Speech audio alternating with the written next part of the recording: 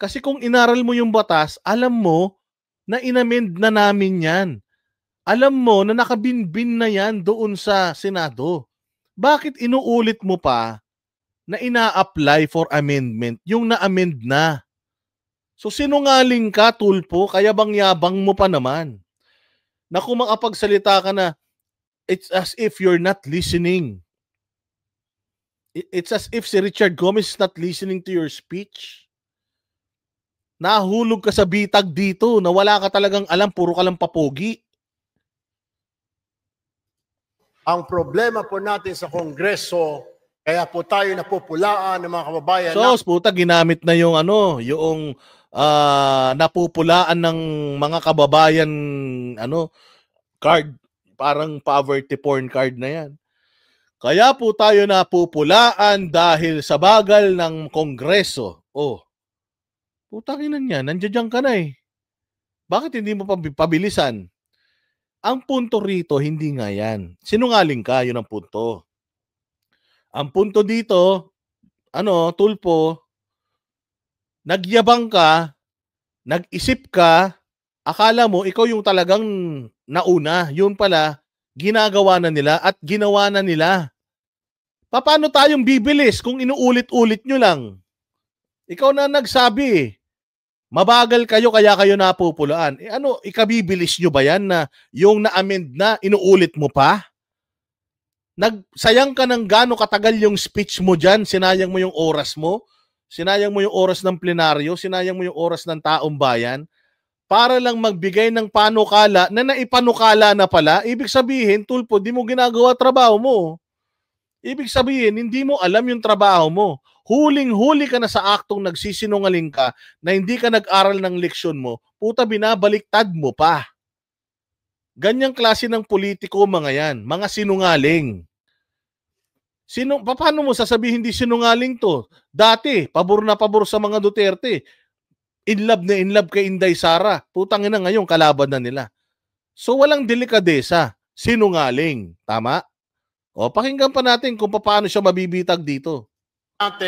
Napakarami natin mga batas na kailangang ayusin, subalit hindi po naaayos, kaya kailangan po natin bilis-bilisan. Kung ito po ay na-take up, sana po ay mabilisan pa para kagad. Matay tayo dyan kung ito po ay na-take up. So hindi ka nga talaga nag-aral ng leksyon mo. So ang sinasabi mo ngayon, pinatunayan lang ni Richard Gomez dito, na hindi ka well-versed, hindi mo alam trabaho mo, at hindi mo alam kung ano yung piniprivilege speech mo. So ano ngayon? Parang utang na loob pa sa'yo na finalo up mo, hindi ka naman nagpa-follow up, nagpapanukala ka eh. Tulpo ang punto rito, nagpapanukala ka ng batas na naipanukala na. Tinanong ka 2 beses, naiintindihan mo ba yung batas na ipinapanukala mo at binasa mo ba ng husto yung batas na gusto mong i-amend? Sabi mo, oo. Tapos ngayon, nagpa-follow up ka na lang? Ba't ka magpa-follow up sa Kongreso? Kung gusto mong i-follow up yan, since amended na yan sa House, nandoon na yan sa Senate, kausapin mo yung kapatid mo na sponsoran tong panukala na to. Huli ka na sa akto na nagsisinungaling eh. Paninindigan mo pa. Putang ina, ito ang masama. Pagka naglagay tayo ng mga pathological liar dito sa gobyerno na to, puta, walang mangyayari sa bayan natin. Puros kasinungalingan ang gagawin ng mga hinayupak na yan. Huling-huli na sa akto, nagsisinungaling. Pucha, pinanindigan pa yung kasinungalingan niya. Bigla niyang ni-reverse. Hindi naman siya nagpapanukala. Nagpa-follow up lang siya. Patay tayo dyan. Huli ka ni Goma. Tangin, nakala mo? Makakalusot kayo kay Goma rito? Huling-huli kayo. Po, ito ay ma-review at magawan po natin ng paraan dahil ito po ay kahilingan ng mga kasamahan po ng ating 4th Estate, Mr. Speaker. Tama. Kahilingan ng kasamahan, 4th Estate. Kahilingan ng mga media. Naghiling sana sa iyo yung media. Sinabihan mo sana na may batas na eh. Wait na lang natin, nasa Senado na. Di ba, Tulpo? Hindi eh. Puta ina. Ginamit mo pa yung media para makapag-speech ka ng pagkahaba-haba. Puta, wala naman palang kwenta yung speech mo. Nahuli ka na kung sino-sino pa dinamay mo. Yun ang masaklap dito.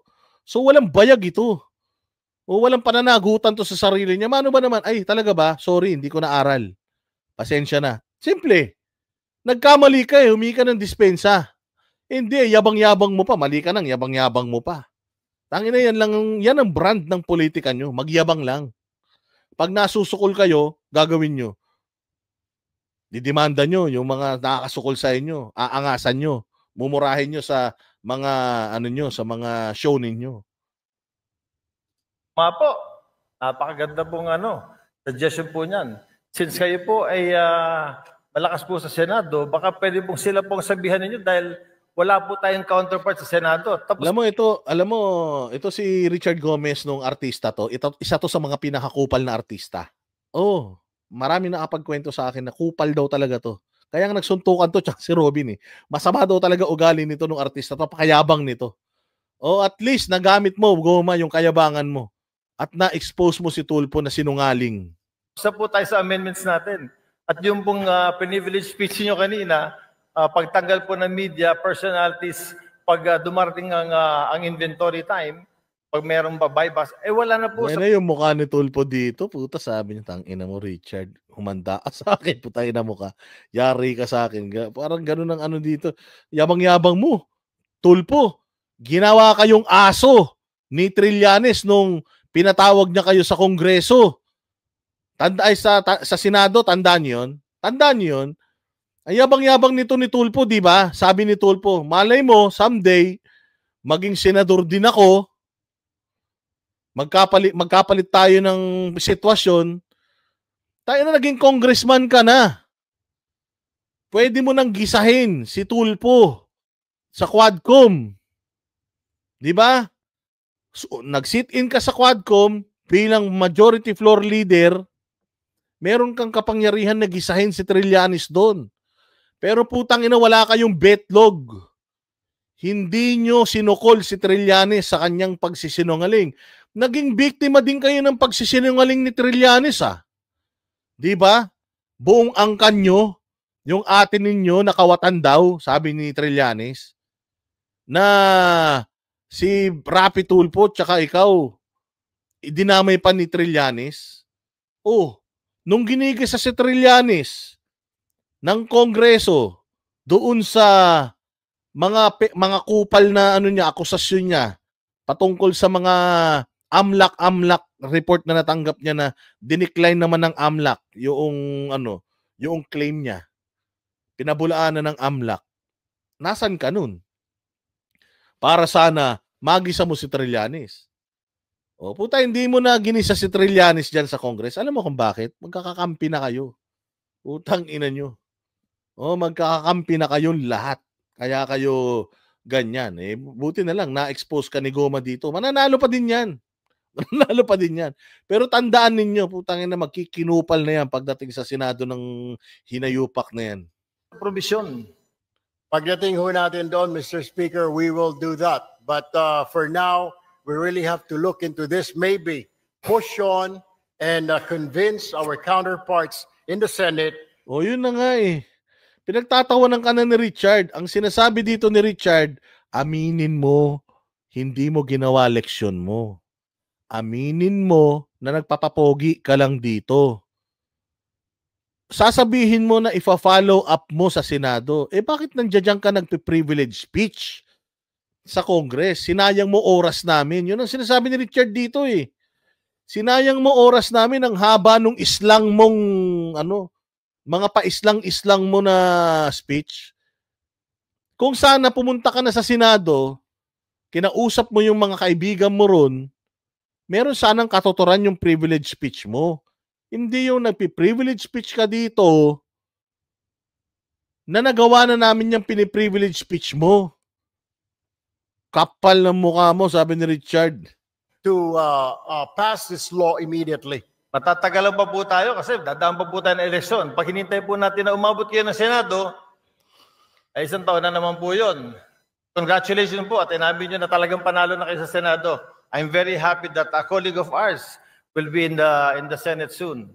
Pero ibabalik ko lang po, Mr. Senator, na ito pong hinihiling ninyo na tanggalin natin or i-amend natin sa Provision 21 of RA 9165 matagal na po naming tinabaho ito sa aming komite at tinanggal po talaga po namin to. Handa yung patutsyada, Erwin Tulfo.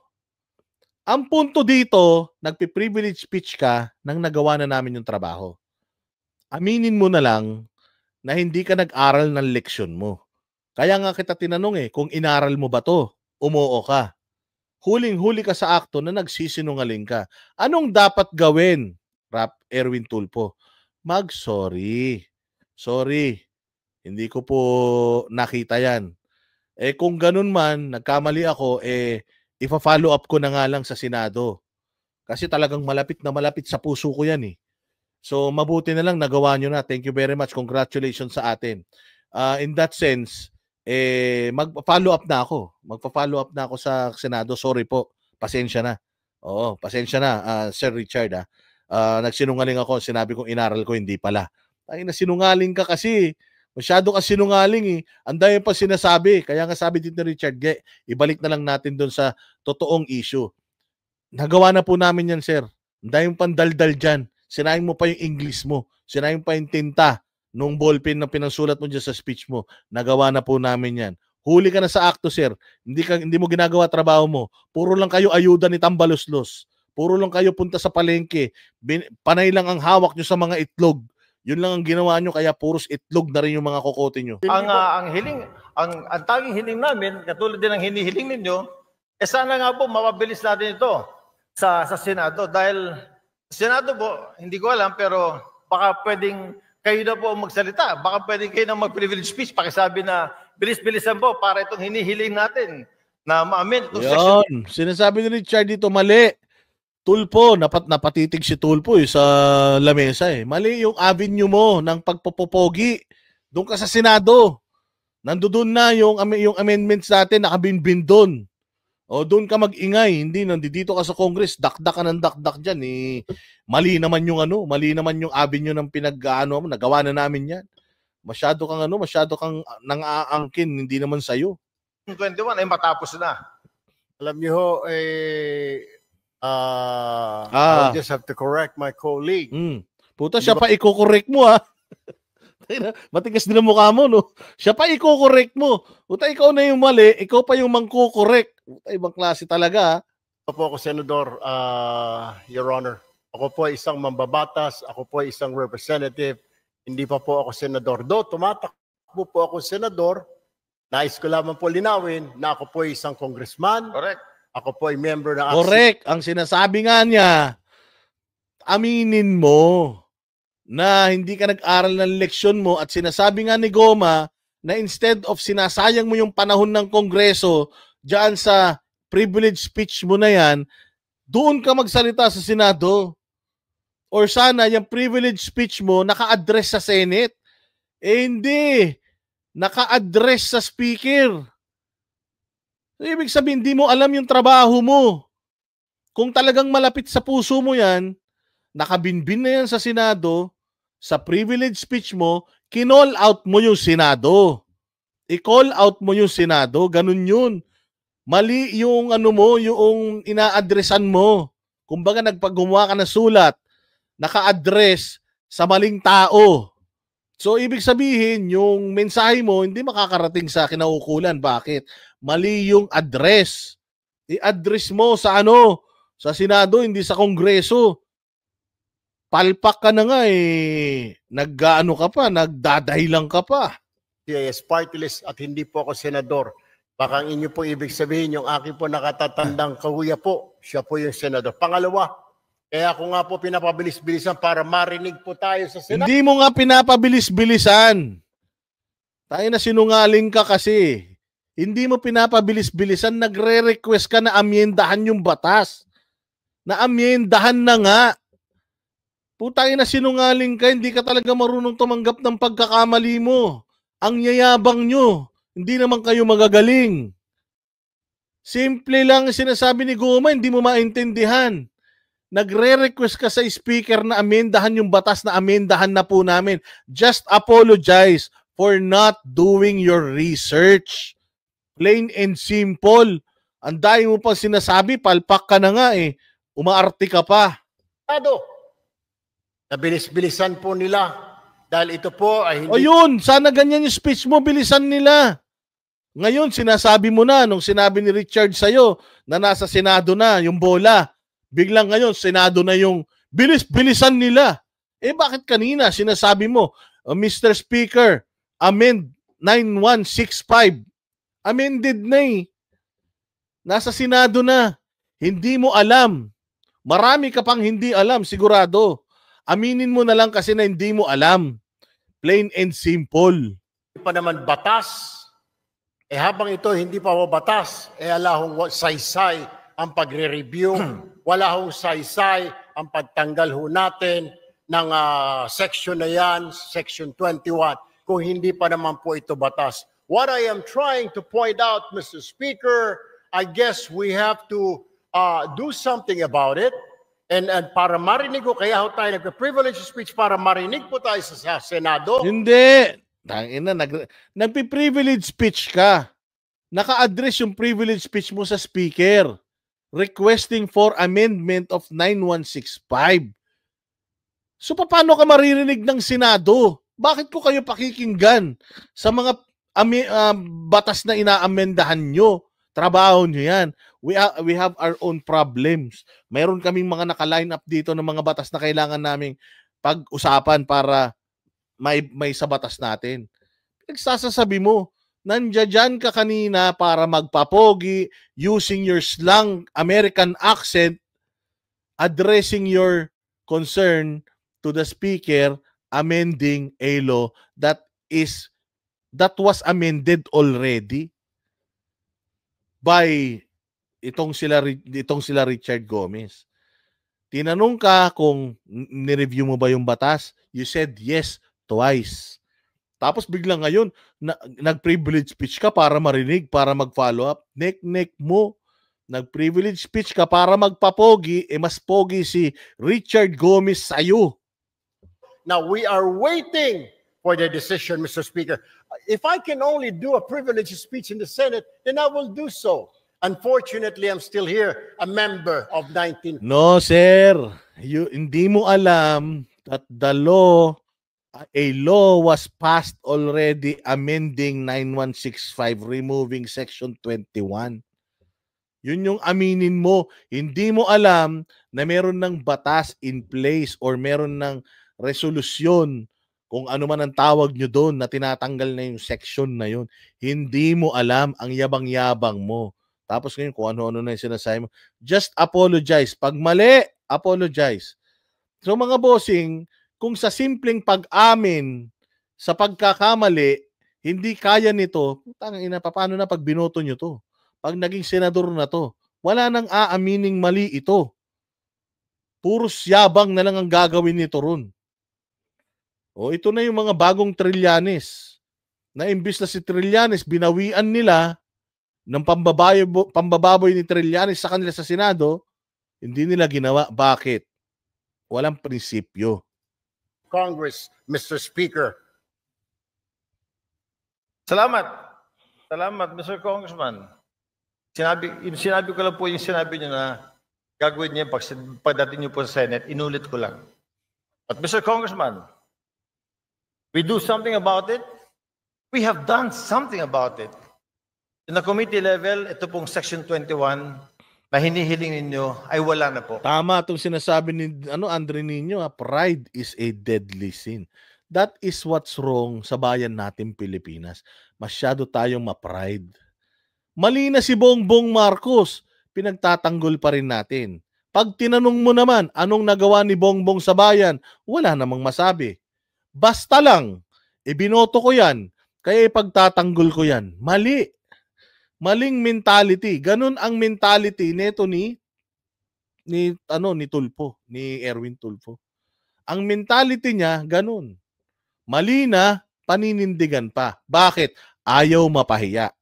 Mga Pilipino, ayaw mapahiya sa binoto nila, kaya kahit mali na yung ginagawa ng binoto nila, pinaninindigan pa rin nila. Ayaw nila mag-apologize. Ayaw nilang tanggapin na nabudol sila. Dahil yun sa pride.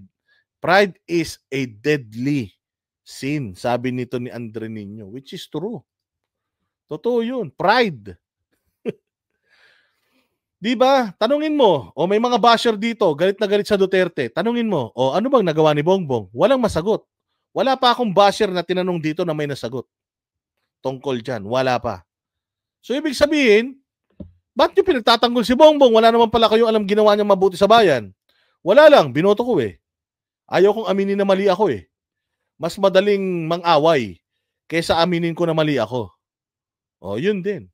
O, katulad nga nito, may mga utang, ayaw magbayad. Dahil sa pride na yan. Oy, may hugot si Alexa G, ha? Ang tanong kasi, pautang ka ng pautang. Kung ako pinapautang mo, di sana, sana nabayaran pa kita, di na kita binayaran. Tulpo, niluto ka ni Goma. Ginisa ka muna, saka oo, ang galing. Galing ni Goma dito. Putragis. Inano niya muna pinainan niya muna. Ay yabang di ba? Ano mo ba? Na-check mo ba yung R1 yung R165? Ay 9165 na Republic Act. Oo. Sigurado ka na check mo? Oo, ano ka ba? Ba't ka nag-speech? Hindi ka nakikinig Kaya ako inaamendahan, blah, blah, blah. Buta ganun. Okay. Alam mo ba na nagawa na namin yan? Alam mo ba na pinapatanggal na namin yung Section 21? At nasa Senado na yan. Puta, bigla siyang kumambyo. Tanginan yan. Sabi ko nga, puta, patay ka kay Goma. Ang galing, di ba? Ang galing. Alam mo, Erwin Tulpo, pinakita mo lang dito kung anong klaseng tao ka at kung anong klaseng opisyal ka ng pamahalaan. Isang termino ka pa lang na nagiging na nagiging party list representative, parang 1-2 taon ka na nga lang dahil nung una meron ng party list representative yung ACT-CIS pinalitan mo lang 2 taon ka na lang na naging na naging representative, naging ganyan na ugali mo, lalo na kaya kung bibigyan ka ng 6 na taon sa Senado, baka mas lalo na. Sabi nga ni Putragis, maaga na bulok, hindi, baka noon pa bulok na. Baka dati na bulok na manggagamit lang. Parang si Amy Marcos din, manggagamit. Bulok na pala noon pa. Hindi ba? Hindi natin na-check. Ngayon, naglulupasay. Ganito rin to. Baka matagal ng bulok to. Di lang natin na-check dahil magagaling, may mga tao lang talaga na magagaling manggamit. Merong for the views, merong alam yung pulso ng tao, kaya alam nila kung paano aatakihin, ibubudulin yung mga Pilipino. Baka mambubudol lang.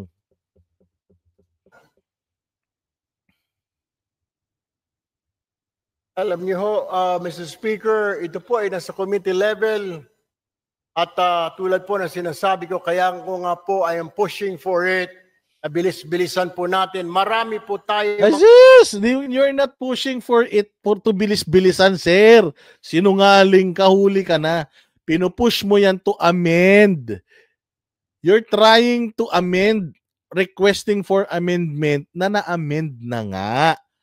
Aminin mo na lang kasi, Tulpo, hindi ka nag-aral ng leksyon mo. Aminin mo na lang kasi na hindi mo talaga alam yung pinagsasasabi. Mga batas na pending po ngayon, hindi lang po ito nga 9165, marami pong kailangang revisahin, reviewin. Ang kailangan lang po natin ay bilisan po dahil ang taong bayan ay nag-aantay po. At hindi po tayong ika nga ay pwedeng manahimik o kaya mag-relax dahil po nakatingin po sa atin ang ating mga kababayan at gusto po nila na bilisan ang pagpasa, pag-review, whatever. Ano whatever? Gago ka. Sinungaling ka. Ano whatever? Ikaw ang nag-privilege speech. Putang ina, wala naman may gusto niyang privilege speech mo. Ikaw yung umepal dyan, pumunta ka dyan, inago mo yung mic. Para kang kumanta. Para kang kakakanta lang ni Jojo Di Guzman ng Careless Whisper tapos kinanta mo ulit. Tanginan yan. Kakakanta lang ni Jojo tapos kinanta mo ulit. Ang pangit ng trip mo. Ang baduy ng trip mo, boss. Dapat pag kinanta na, huwag mo nang kantahin o kaya kantahin mo bukas na. Parang yan hindi maganda yung ganyang ugali, Tulpo. So sasabihin mo whatever, hindi whatever. Hindi mo ginawa yung election mo, hindi mo ginawa yung trabaho mo. Ang ng mga batas po natin, Mr. Speaker. Therefore, Mr. Speaker, I think the correct manifestation should be, since the requested section is to be amended, and it has been replaced already, Mr. Speaker, is that the correct manifestation should be, we request that the Senate should fast-track this House version. Yun! Putang ina, tulpo. Kailangan pa ba ni Goma at saka ako magsabi sa'yo na dapat mali yung avenue mo, mali yung address noong sulat mo. Dapat yung sulat mo naka-address sa Senado. Dapat ang tamang litanya, magre-request ako sa Senado na bilisan ito. Hindi yung, Mr. Speaker, I am requesting for the amendment of RA 9165 removing the section 21 and so on and so on and so forth. At ganun. Mali yung manifestation eh. Sabi ni Jojo de Guzman, putang ina, pagka ikaw tinapik ka ni Jojo de Guzman, binilog-bilugan yung video, yari ka. Oo, yari ka kay Jojo D. Idol ko pa naman yan. Ang daming chicks niyan sa Hong Kong. Oo, di ba? Ganun yung tulpo. Umamin ka na lang sa pagkakamali mo. Of RA 9165. That, I think, is the correct manifestation, Mr. Chair. I will take that, Mr. Speaker, but what I am saying is that... I will take that. What I am saying, mali ka na nga eh. Thank you, Your Honor. Thank you, my distinguished colleague from Ormoc City. I will take that as a constructive criticism. Next time, I will do my job. Next time, I will study further. And next time, magiging na ako, hindi na ako politiko. Ganon. Si Tulpo, dami mong sinasabi. Ano yan, sorry but not sorry? Hindi pwedeng ganon. Pag sorry, sorry lang. Wala nang dahilan. The reason why I stood up today to remind not only our members here, but also our counterpart in the Senate. Ulul, hindi nga yun. Hindi nga yun yung natapos na yung privilege speech mo. Hindi mo man lang nga nabanggit yung Senate kahit isang beses eh. Tapos sasabihin mo, yan ang purpose mo ng pagsasalita dyan. Sinungaling ka, Erwin Tulpo. Ay na, manluloko ka. Congressman ka pala, manluloko ka na. Gusto pa mag-senador. Because I am sure they're also reviewing what we're doing here and watching us to fast track. Kung meron man, kung nandyan na po sa kanilang mga kamay, na bilisan because we cannot dictate them. We can only suggest, Mr. Speaker. Yes, and you're not suggesting. That's the whole point. Putang ina, hindi mo naintindihan. The whole point is you are not suggesting, you are requesting for an amendment na nagawa na nga nila Richard Gomez to save you for further or save you from further embarrassment. Tinuturuan ka na nga ni Goma. Dapat ganito sinabi mo. Aminin mo na lang, okay, Mr. Congressman from Ormoc, thank you very much. I will put that into consideration. Ganon. Noted with thanks. Ganyan. Pag mali, umamin. Tanginan, laki-laki ng ego mo. Hindi ka pa nananalong senador, yung ulo mo mas malaki na kaysa sa Araneta Coliseum. We can only tell them and inform the public that we already did this. Tama po ang ating kasamahan na sinasabi niya pong ni-review na po yan, inalis na po yan, para malaman po ng taong bayan na wala na po yan, wala na sa kamay natin, yan po ay nasa kamay na ng Senado para bilis-bilisan po nila. And that is the purpose of my privileged speech. Ulul! Tangina sinungaling. And that is my purpose. Ulul! Mamaya, balikan natin. Good afternoon, Mr. Speaker, my dear colleague. Sir. Thank you, Mr. Speaker. Oh, I thought amending Section 21 was the main thrust of the privilege speech. I didn't know it was to fast track the House. Utang ina, si Goma pa nag-sorry. Yun ang nakakadiri dito. Dahil hindi ka makapag-apologize, Erwin Tulfo, somebody apologized for you. Nakakahiya, di ba? Nakakahiya. Si Richard Gomez pa nag-apologize sa'yo. Para sa'yo. No, I'm sorry. Ako yung hindi nakaintindi. I'm sorry. Ako yung hindi nakaintindi. Sorry. Mali ko. Tangina, si Richard pa mali. Proud na proud ka pa. Version of 9165. But nevertheless, Mr. Chair, yun na rin po ang hinihiling natin.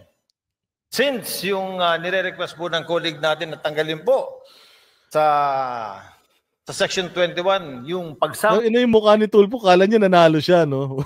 Taginan to. Loko-loko, no? ng media kapag po nag-iimbentary sa mga bypass, sa mga nahuli na ay wala na po sa committee level. Wala na po, pumasa na po sa atin. Sana po, another privilege speech from our good colleague will tell the Senate, bilis-bilisan nyo naman. Oy, sir, safety and security vlog. Boss Dada, kamusta na ang Japan? Okay naman po. Naku, miss na miss kita. Oo, umuwi ka na. Palakas ka para pag uwi mo ng Pilipinas, ako magmamanayaw sa'yo. Ako ang magiging chauffeur mo. Chauffeur. Ako ano man yun. Ako ang magiging bodyguard driver mo dito sa Pilipinas, ha. Kaya galingan mo, bilisan mo maglakad para pagdating dito, mamamasyal tayo. Pahinga tayo, okay? Palakas ka. Kasi Hindi, ito. Balikan natin yung ni Erwin Tulfo. Ito yung sinabi niya eh. For accountability and transparency. Let us act decisively to modernize this law and ensure its implementation aligns with our commitment to safety, justice, and good governance.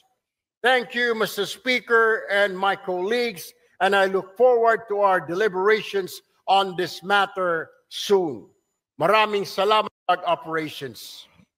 Mr. Speaker, I urge the esteemed chamber to consider an amendment to Section 21. Anong sinabi? Ang linaw, Mr. Speaker. Sabi niya, let us amend. Ulitin natin mga boss. Ulitin natin. This esteemed chamber to consider an amendment to Section 21. To consider an amendment to Section 21. You are requesting for an amendment sa Section 21. At kanino mo nire-request, sir? Kanino mo nire-request? Ito. And maintain the integrity of anti-drug operations. Mr. Speaker, I urge the esteemed chamber to consider an amendment to Section 21. Mr. Speaker, may I request to this chamber an amendment to Section 21. Yun ang sinabi mo eh. Di ba? At ano mo? Po sa atin ang ating mga kababayan at gusto po nila na bilisan ang pagpasa, pag-review, whatever. Bilisan yung pagpasa and pag-review, whatever. Anak ng tinapay ka talaga, Erwin Tulfo. Again, Erwin Tulfo, ha. As early as now, kailangan po, sir, matuto kayong tumanggap ng inyong pagkakamali. Hindi po kasi kayo mga hari, hindi kayo mga Diyos. Nagkakamali din po kayo. Kaya po ako naiintindihan ko kung magkakamali po kayo. Gets po namin yun kasi tao lang kayo. Pero kung umasta kayo dyan, nahuli na nga kayo sa akto, magdadahilan pa kayo, wala kayong pinagkaiba sa mga korap sa gobyerno at mga magnanakaw na nahuhuli, nahuhuli mo na nagpapat session, sinasabi pa na hindi totoo yan, planted yan. Hindi ba? So nakakahiya, Erwin Tulfo, tatakbo ka pa naman na senador, tapos Richard Gomez lang. Minamaliit nyo yung mga artista, pero yung mga artista mas alam pa nga yung trabaho kaysa sa inyo. Kaya ito magsilbing introduction na ito sa inyong mga gustong bumoto rito kay Erwin Tulfo na ito yung klase ng politiko. Ito yung klase ng politika na planong ibigay nito sa bayang Pilipinas. Bahala na kayo kung iboboto nyo pa rin ito.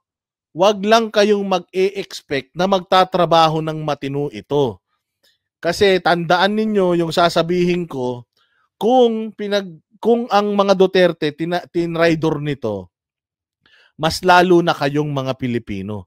Wala kayong pakinabang sa kanila bukod sa bumoto lang kayo sa 2025 sa kanilang magkakapatid. Yun lang. Once na nakuha na nila yung boto ninyo, wala na kayo. Wala na kayong aasahan sa mga to. Mantakin mo. Mantakin mo. Huling-huli na sa akto.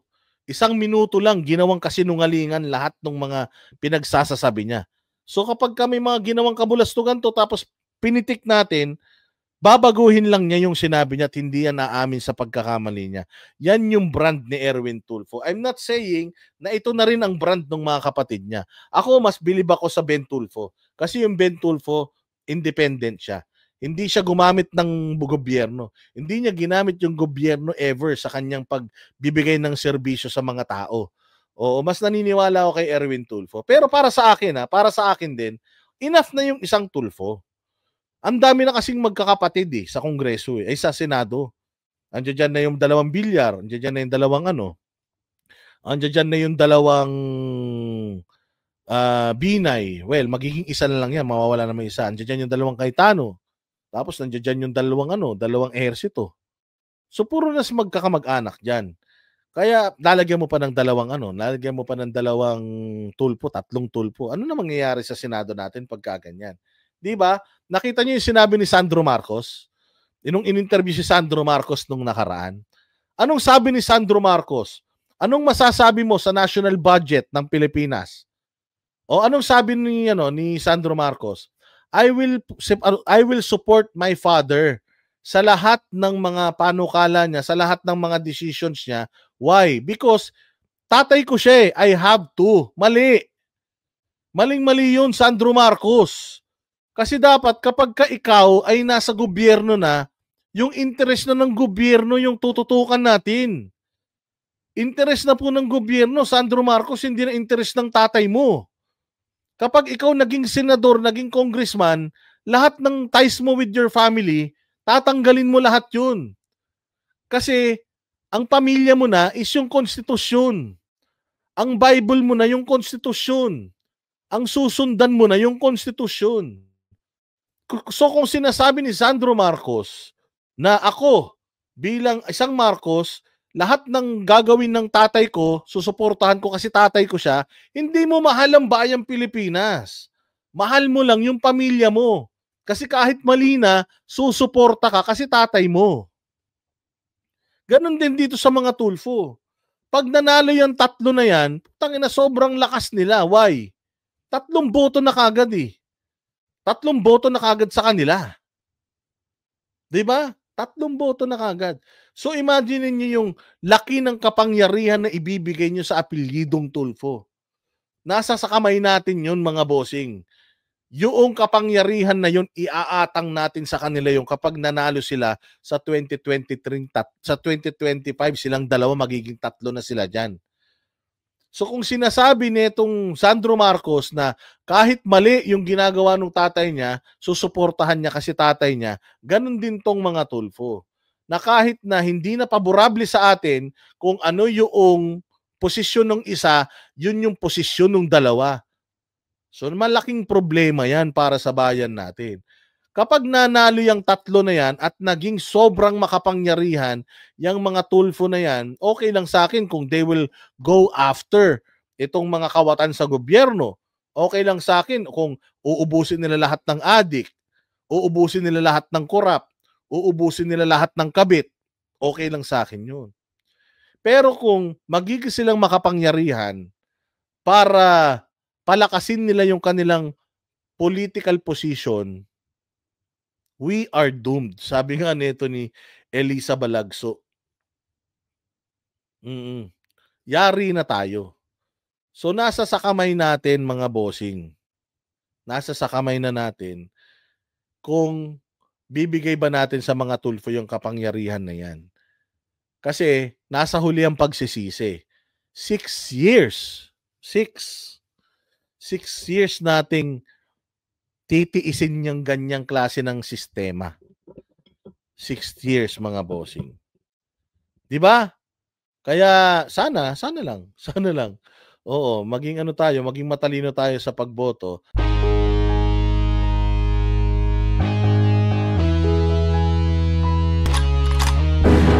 Yan ang panatero, walang inuurungan.